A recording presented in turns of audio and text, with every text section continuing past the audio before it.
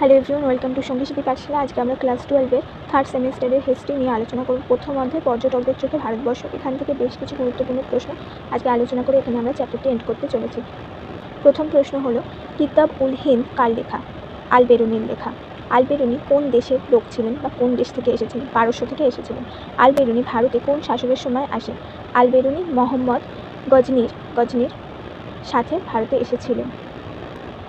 আল বেরুনি কোন ধর্মীয় ও দার্শনিক বিষয়ে লিখেছেন? হিন্দু ধর্ম ও বর্ণপ্রথা নিয়ে লিখেছিলেন।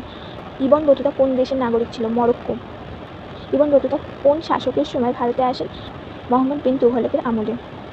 ইবন বতুতার বিখ্যাত ভ্রমণ কাহিনীর নাম কি? রেহালা।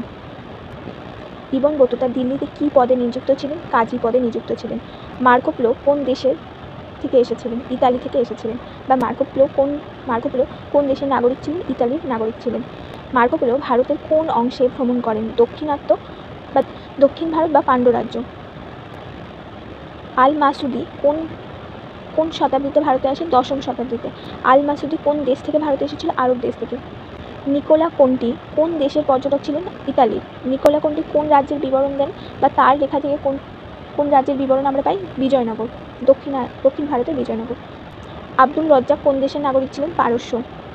আব্দুল রজ্জাক কোন রাজবংশের সময় ভারতে আসেন? তিনি বিজয়নগরে এসেছিলেন দেবরায় রাজবংশের সময়কালে। আফানাসি নিকিতিন কোন দেশের পর্যটক ছিলেন? রাশিয়ার পর্যটক ছিলেন। আফানাসি নিকিতিন কোন অঞ্চলে সফর করেন? দাক্ষিণাত্য। দুয়ার্তে বারবোসা কোন দেশের নাগরিক ছিলেন? পর্তুগালের। দুয়ার্তে বারবোসা কোন বন্দর শহরের বিবরণ দেন? মালাবার উপকূল। ডোমিঙ্গো পায়েস কোন দেশের পর্যটক ছিলেন? পর্তুগালের। ডোমিঙ্গো পায়েস কোন রাজাকে দেখেছেন বা কোন রাজার আমলে এসেছিলেন? কৃষ্ণদেব রায়। বিজয়নগরের রাজা কৃষ্ণদেব রায়ের কথা এখানে বোঝানো হয়েছে। রাফাল ফিচ কোন দেশের পর্যটক ছিলেন? ইংল্যান্ডের।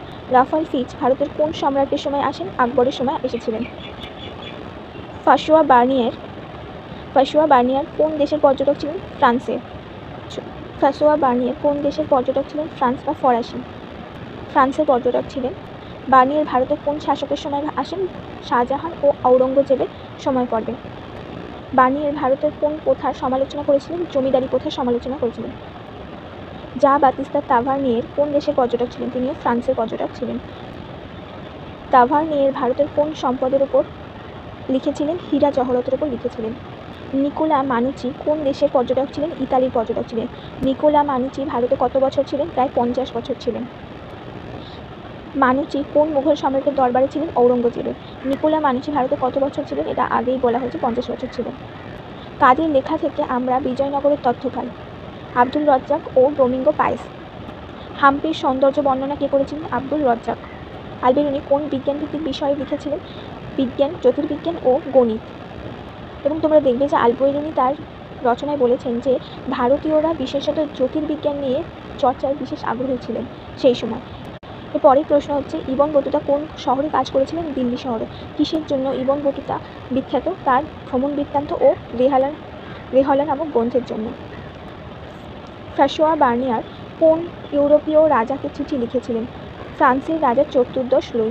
আল মাসুদি ভারতের কিসের প্রশংসা করেন? ধর্মীয় সহনশীলতা ও জ্ঞানচর্চার প্রশংসা করেন।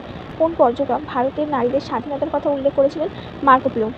বার্নিয়ের ভারতের কোন প্রথাকে অর্থনৈতিক বাধা বলেছিলেন? জমিদারি প্রথাকে। ইবন বতুতা বিচার ব্যবস্থায় কিসের উল্লেখ করেন? কঠোর শাস্তি ও বিচার কার্যে। আল বেরুনি কিসের সমালোচনা করেছিলেন? বর্ণভিত্তিক বৈষম্য বা বর্ণ বৈষম্যের কথা। তাভারনিয়ের হীরা কোথা থেকে সংগ্রহ করার কথা বলেছিলেন? গোলকুন্ডা। বার্নিয়ের ভারতের চাষবাদের কী মন্তব্য করেন? বার্নিয়ের ভারতের চাষবাসের জন্য কী মন্তব্য করেছিলেন? কৃষকরা এখানে শোষিত, সেই জন্য এখানকার উন্নতি হচ্ছে না।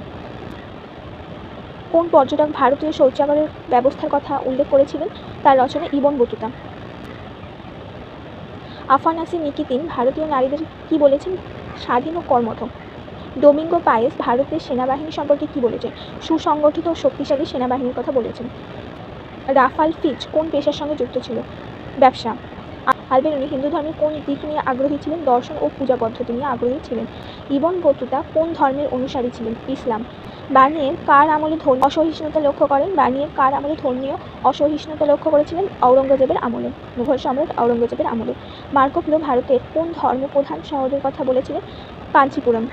আব্দুল রজ্জাক কোন ধর্মের অনুসারী ছিলেন? ইসলাম। তাভারনিয়ের কোন ধর্মীয় উৎসবের উল্লেখ করেছিলেন তার গ্রন্থে? ঈদ ও দীপাবলি। ভারত সম্পর্কে প্রথম আরবি পর্যটক কে ছিলেন? আল মাসুদি। সর্বাধিক ভ্রমণকারী পর্যটক কে ছিলেন? Ibn Battuta. বিজয়নগরের হাজাররামা টেম্পল বর্ণনা করেন কে? ডোমিঙ্গো পাইস। কিসের জন্য বার্নিয়ের বিখ্যাত ছিলেন? মুঘল সাম্রাজ্যের বিশ্লেষণ নিয়ে। ভারতীয় হীরার বাজার কোথায় ছিল? গোলকুন্ডাতে। মুঘল আমলে ভারতে বিদেশি ব্যবসার কথা কে বলেছিলেন? তাভারনিয়ে। গোলকুন্ডা কোন রাজ্যের অংশ ছিল? অন্ধ্রপ্রদেশে। কিসের জন্য তাভারনিয়ের বিখ্যাত ছিলেন? হীরা ও মূল্যবান পাথরের ব্যবসা সম্পর্কে তিনি আলোচনা করেছিলেন। পায়েস কোন উৎসবের সময় ভারতে এসেছিলেন? দশেরা। কিসের জন্য আফানাসি নিকেতিন আলাদা? 3 বছর ভারতে থাকেন এবং তিনি রাশিয়ার পর্যটক। কোন পর্যটক রাজস্থান সফর করেছিলেন? রাফাল ফিচ। আব্দুর রজ্জাক কোন সমুদ্রপথে ভারতে এসেছিলেন? পারস্য উপসাগর। কিসের জন্য মার্কো পোলো বিখ্যাত ছিল? সমুদ্রপথে এশিয়া সফর ও পর্যবেক্ষণের জন্য। বার্নিয়ার কোন বই লিখেছিলেন? Travels in the Mughal empire. Tavernier কতবার ভারতে আসেন? 6 বার ভারতে আসেন। কোন পর্যটক ভারতের শিল্পকলার প্রশংসা করেন? তাভারনিয়ের। এই ছিল তোমাদের জন্য বেশ কিছু প্রশ্ন এবং এই দিন মধ্যে দিয়ে আমরা আজকের এই চ্যাপ্টারটি কমপ্লিট করলাম। পরের দিন আমরা নেক্সট চ্যাপ্টার শুরু করব।